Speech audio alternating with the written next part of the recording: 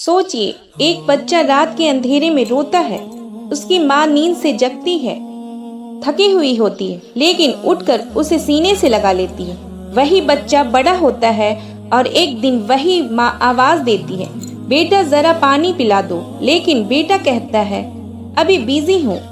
यहीं से कहानी बदल जाती है, यहीं से दिल टूट जाता है और यहीं से अल्लाह की नाराजगी शुरू होती है। दोस्तों, इस्लाम में माँ बाप का मर्तबा इतना बुलंद है कि अल्लाह ने अपनी इबादत के बाद तुरंत उनका जिक्र किया है। कुरान में अल्लाह फरमाता है, वक़ाज़ रब्बुका अला तअब्दु इला इय्याहु व बिल वालिदैनि इहसाना। तर्जुमा, तुम्हारे रब ने हुक्म दिया है कि उसके सिवा किसी की इबादत ना करो और माँ बाप के साथ हुस्न सुलूक करो।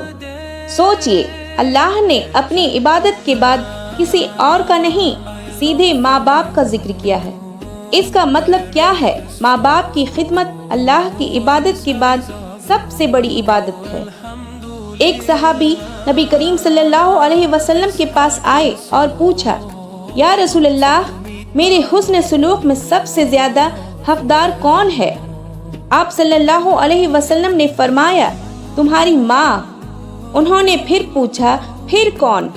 आप सल्लल्लाहु अलैहि वसल्लम ने फरमाया, तुम्हारी माँ। फिर पूछा, फिर कौन?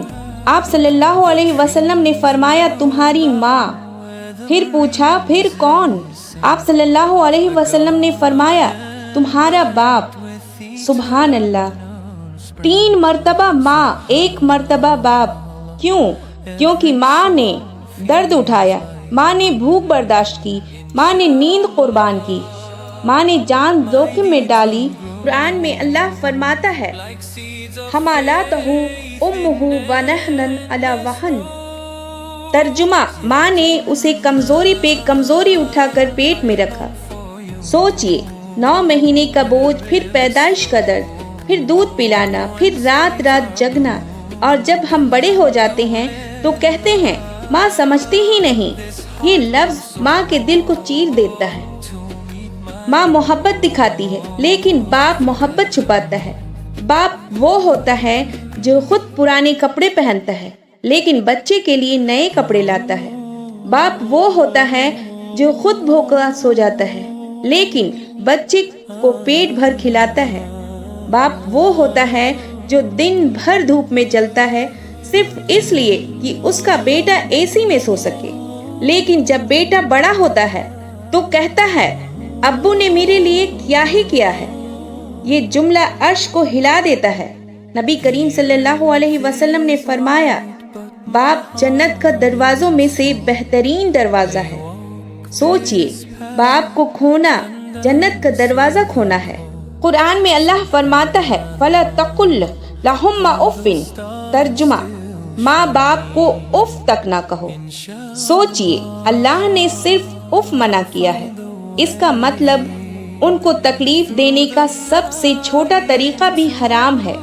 आज हम क्या करते हैं? उनकी बात कट कर देते हैं, उनको इग्नोर कर देते हैं, उनकी कॉल कट कर देते हैं और फिर कहते हैं, जिंदगी में बरकत नहीं। बरकत कैसे होगी जब माँ बाप रो रहे हैं? सुनिए दिल को हिला देने वाली कहानी। एक आदमी हज के लिए जा रहा था। अपनी माँ को कंधे पर उठाकर लोग हैरान हुए। उसने पूरा तवाफ माँ को कंधे पर उठाकर किया। फिर इब्न उमर रजी अल्लाह अन्हा से पूछा, क्या मैंने माँ का हक अदा कर दिया? उन्होंने फरमाया, तुमने उसके दर्द जज्जा की एक चीख का भी हक अदा नहीं किया। सुभान अल्लाह, पूरी जिंदगी भी माँ का हक अदा नहीं कर सकती। नबी करीम सल्लल्लाहु अलैहि वसल्लम ने फरमाया, 3 बद्दुआएं जरूर कबूल होती है, मजलूम की, मुसाफिर की और माँ बाप की। सोचिए, जब माँ रो कर बद्दुआ करे तो आसमान कैसे ना हिलता होगा, और जब माँ दिल से दुआ करे तो तकदीर कैसे ना बदलती होगी।